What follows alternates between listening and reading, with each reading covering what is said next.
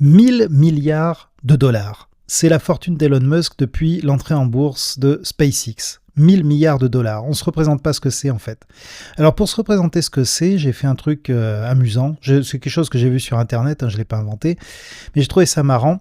C'est de transformer les sommes en minutes et de regarder jusqu'où ça nous fait remonter en arrière en fait. Et c'est intéressant parce que ça nous permet de mieux saisir les proportions.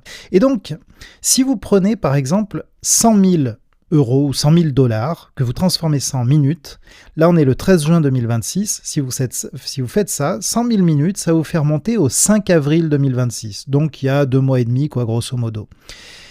Si vous prenez 1 million, cette fois-ci, 1 million de dollars que vous transformez en minutes, 1 million de minutes, ça va vous faire monter au 19 juillet 2024, donc il y a 2 ans, grosso modo à peu près. Mais si vous transformez ça, si vous prenez 1 milliard de dollars, alors là, on passe dans dans un truc complètement stratosphérique en fait. Pour nous, millions et milliards, c'est pas que c'est la même chose, évidemment, on sait bien que c'est pas la même chose, mais enfin, c'est les riches, quoi. c'est pour le commun des mortels, les millionnaires, les milliardaires, c'est les gens qui ont beaucoup de sous. Mais la différence entre le million et le milliard est la suivante. 1 milliard de minutes en arrière, vous remontez à l'Antiquité. Vous remontez en l'an 125 après Jésus-Christ. Vous pouvez côtoyer les pères de l'Église, quoi.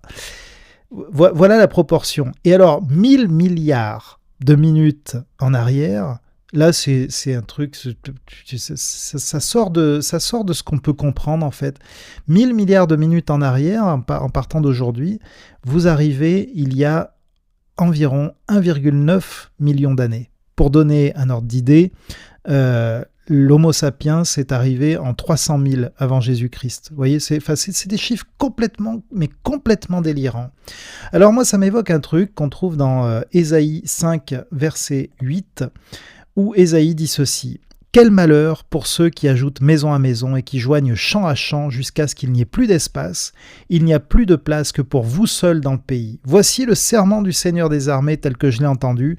Sans faute, ces maisons nombreuses seront dévastées. Ces grandes et belles maisons n'auront plus d'habitants. » Alors, c'est pas ce que je souhaite à Elon Musk, je lui souhaite pas la ruine, mais je lui souhaite quand même de faire bon usage de ces 1000 milliards, parce que avec 1000 milliards, c'est sûr, on peut certainement envoyer des hommes dans l'espace, ça c'est certain. Sur Mars, faut voir, mais peut-être, pourquoi pas, j'en sais rien.